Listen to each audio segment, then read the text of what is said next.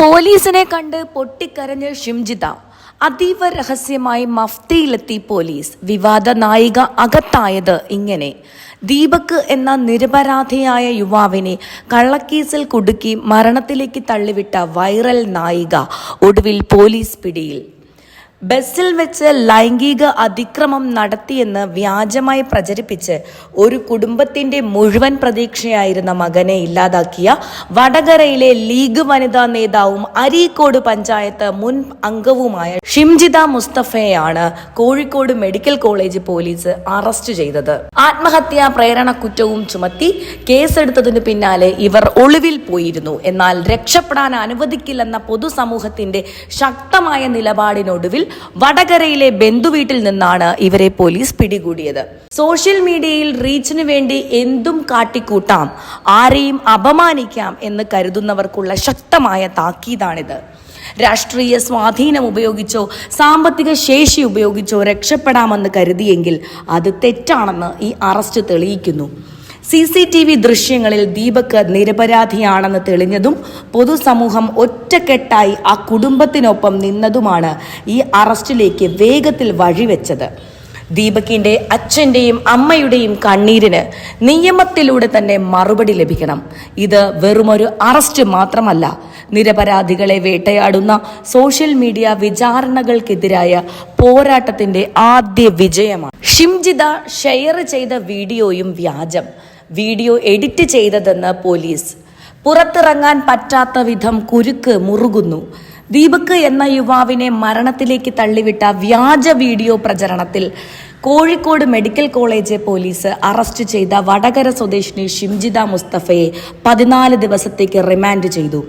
ഒളിവിൽ പോയി മുൻകൂർ ജാമ്യത്തിന് ശ്രമിക്കവെയാണ് കേരള പോലീസിന്റെ മിന്നൽ നീക്കത്തിലൂടെ ഷിംജിതയെ പൊക്കുന്നത്.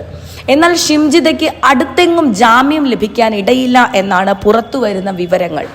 ദീപക്കിനെതിരെ ഷിംജിത സോഷ്യൽ മീഡിയയിൽ പ്രചരിപ്പിച്ച വീഡിയോ എഡിറ്റ് ചെയ്തതാണെന്ന് പോലീസ് കണ്ടെത്തി. ബസ്സിനുള്ളിൽ നിന്ന് ഷിംജിത പകർത്തിയ 3 വീഡിയോ ദൃശ്യങ്ങൾ ഏകോപിപ്പിച്ചാണ് ഇവർ സോഷ്യൽ മീഡിയയിൽ പോസ്റ്റ് ചെയ്തത്.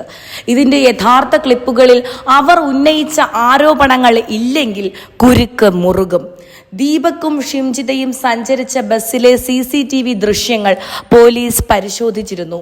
എന്നാൽ ഇതിൽ അസ്വാഭാവികമായി ഒന്നും തന്നെ കണ്ടെത്താൻ പോലീസിന് കഴിഞ്ഞില്ല.